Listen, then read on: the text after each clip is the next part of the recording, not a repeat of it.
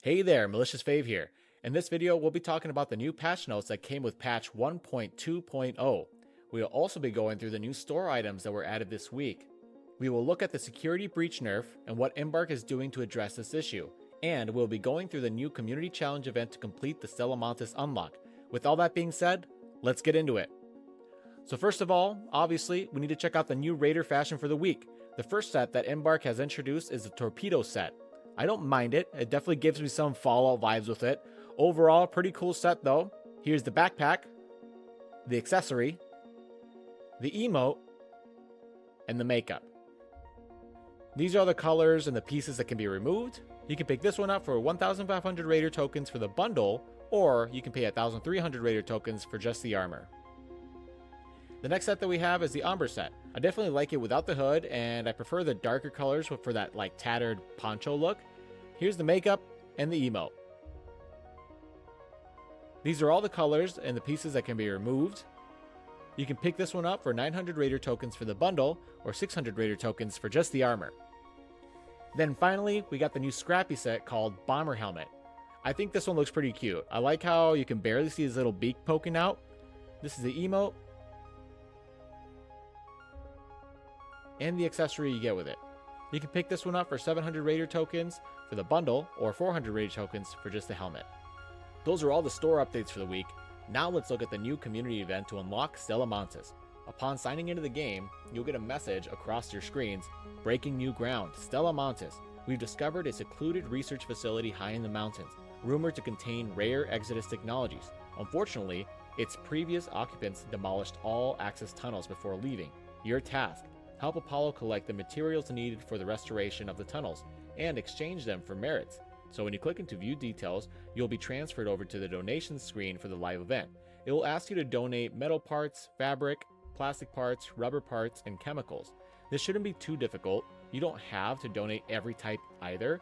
I held on to my metal parts since almost everything gun related uses metal parts for upgrades or crafts. I got this done fairly easily, so you should be able to sign in and acquire your 900 merits. Now, just so you're all aware, it looks like Austin, over on Arc Raiders official Discord, did update the community and let them know that they did slow down the contribution efforts in order for all Raiders to get a chance to obtain their merits. So I'm assuming they didn't think the community would knock this out right at the launch of the event. If I were you, I would just donate the recommended amount so that you get to your 900 merits, then hold off, because from the sounds of it, it looks like Embark controls how quickly we can unlock this anyways. Now that we've talked about the community unlock event and how to complete it, let's move over to the patch notes. November Update 1.2.0, November 13, 2025. Act 1, Northline. The Northline train has arrived. Prepare for extraction. Raiders, we've discovered a secluded research facility in the mountains, Stella Mantis. Work to restore the tunnels has begun, and we need you to pull your weight. What's new? Map, Stella Mantis. Arc, Matriarch, and Shredder. Community unlock event, new items to discover, new quests to accept. Patch highlights: reduced character movement latency on server to improve the desync problem where it looks like you get damaged even after behind cover. Fixed an issue that prevented players from completing quests involving multiple objectives or item collections within a single round. Fixed various achievements not working correctly. Players will need to redo some achievements with only one objective item, destroy the queen, while achievements with multiple objectives will only need parts of them completed again. Reduce delay between shooting at arc and seeing impact effects on the target. Fixed various locations where players could fall through the terrain. Balance changes. Items, Wolfpack. The value from 3,000 to 5,000 coins. Crafting, before it was 2 refined explosives plus 2 sensors, now it's 3 refined explosives plus 2 arc motion cores. Arc motion core and arc circuitry. Unlock, before you could do it at refiner level 3, now you can do it at refiner level 2. Crafting, before it was 6 arc alloy, now it's 8 arc alloy. Launcher ammo, the value from 100 to 200 coins, this doubles the trader cost for launcher ammo. Crafting, 6 ammo, before 5 metal parts plus 1 crude explosives, now it's 4 metal parts plus 1 refined explosives. From what it looks like with these changes, it seems Embark wants to make it more expensive and harder to craft items that help aid us in killing more difficult arc. Just looking at the launcher ammo changes and Wolfpack changes, they want to make it harder to obtain these items. That way, there's more investment and risk associated with it. Moving on. Spotter Relay. Value from 5,000 to 2,000 coins. Security lockers. Security lockers were over providing valuable items and have been adjusted. XP. Reduce XP per damage from 3 to 2. Bastion, Bombardier, Rocketeer, and Leaper.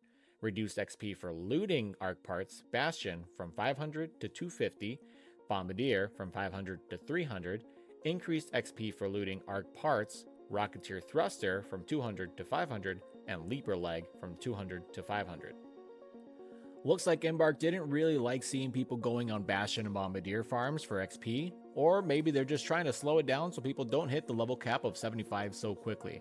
Overall, I believe the Bastion and Bombardier XP farming will still be viable. However, I'm interested to see how much the XP difference will be if you farm the Rocketeer and Leapers now, since they did increase XP gains from those arc.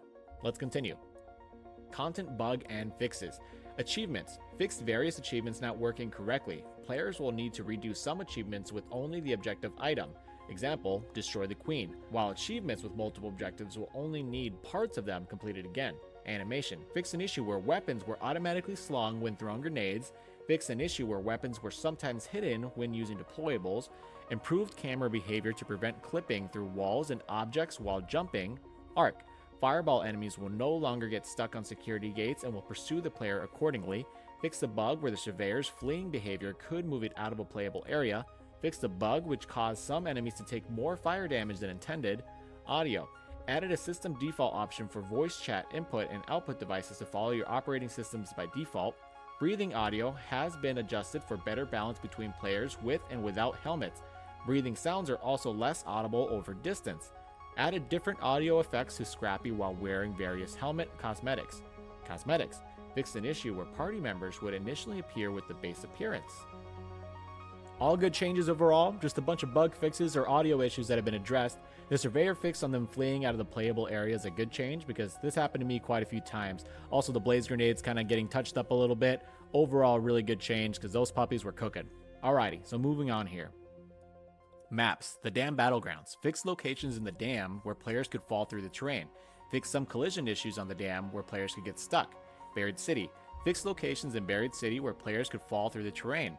Fix various flickering and clipping issues in Buried City. Fix some locations where players could get stuck in the subway stations in Buried City. Spaceport. Sealed one of the rooms in Spaceport's departure building, making it require breaching to access. The loot inside was adjusted to fit the effort required to enter. Fixed an issue where certain doors could not be breached from the inside in the launch tower. Blue Gate. Fixed an issue where players could get trapped in the Blue Gate control room. Hatches. Fixed an issue where successfully entering a Raider hatch did not grant immunity to damage and knockbacks. Increased interaction distance for Raider hatches. Again, these are all great changes. Fixing the clipping and falling through terrain issues are a great quality of life. Fixing the exploits where Raiders can clip into a breach room is great.